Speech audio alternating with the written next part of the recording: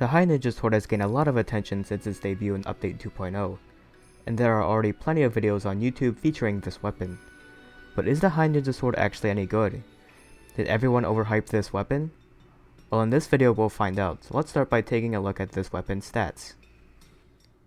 Immediately we can see the main gimmick of the High Ninja Sword. 100% affinity means we won't have to build for any critical eye or weakness exploit, which is clearly very nice. It also has 3 level 1 slots, which makes it easier to slot in stuff like speed sharpening, flinch free, and bombardier. However, the positives end there. 200 base raw combined with base green sharpness makes this weapon a little weak, even with the guaranteed crits. You can get blue sharpness through handicraft level 1, but having to build handicraft just to get blue sharpness kinda sucks in my opinion. For the Rampage skill there are 2 options. Soakbind boost increases the damage of soakbind attacks by 10%. It's an incredible skill for weapons like longsword, hammer, and hunting horn. Unfortunately for the sword and shield, the 10% boost does not apply to the falling bash after Metsu Shurigeki, which makes this skill not as good as I think it should be, but it's better than nothing. The other Rampage skill you can choose is Master Rider, which increases the damage you deal while riding a monster by 10%, and increases the time window for mounted punishers from 10 seconds to 12.5 seconds. If you plan on dealing damage with non-target monsters, then this is a very good skill. Otherwise the skill is useless, in which case Soakbind boost is the better option. Alright, with that out of the way, here's a standard build for the High Ninja Sword. This build uses Handicraft level 3 for 30 hits of blue, and Wirebug Whisper level 3 for more Metsu Shurigekis. We even have a level of offensive guard as a bonus. The effective raw clocks in at 411.6 without offensive guard, and 430.08 with offensive guard. For reference, the effective raw for a standard Queen Rapier build is 435.12, and that's with a mediocre talisman. Ideally, Wirebug Whisper 3 plus Soakbind boost or Master Rider will make up for the significant lack in damage, but I don't think it'll be enough in most scenarios. Another build you can try is maxing out offensive guard. Unfortunately, we do have to make some sacrifices in order to achieve this, and a talisman with either level 3 slot or offensive guard is required. My best one happens to include protective polish.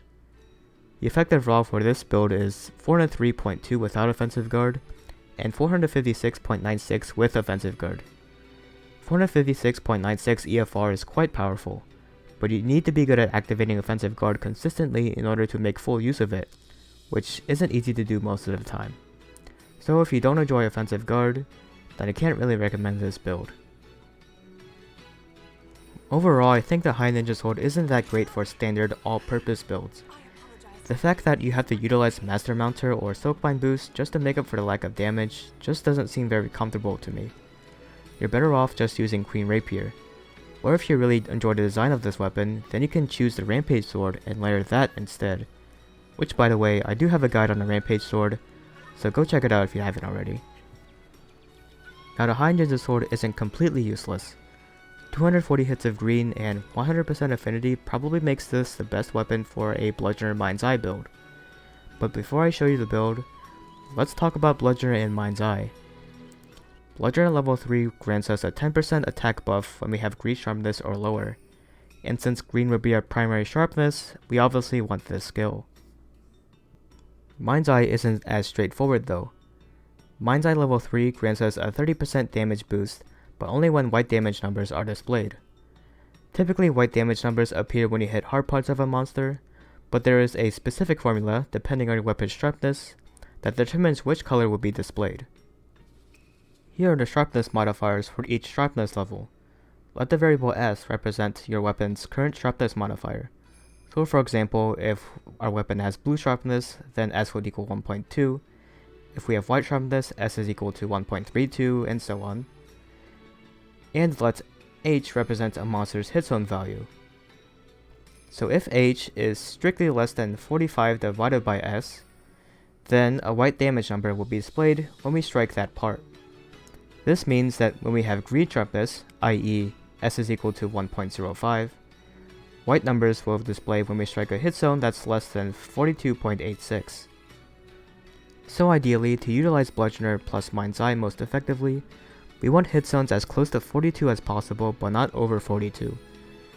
We also want the weak points of the monster to be non-existent or hard to reach, since otherwise we would just hit that instead, and Bludgeoner Mind's Eye would be pointless. So the only real candidate that satisfies these two conditions is Apex Arzuros. The head and arms are usually very high up and difficult to reach for the sword and shield. And a slash hit zones of 38 for the hind legs and abdomen isn't too bad. Therefore, the High Ninja Sword has a niche use of being pretty good against Apex Arzuros. The build here uses a talisman with Bludgeoner 3 and a level 2 slot, but any talisman with 3 level 2 slots worth of efficiency will work. You will just have to sacrifice Wirebug Whisperer. We use Drill Slash over Hard Basher since it'll do more damage and we won't have to worry about running out of sharpness.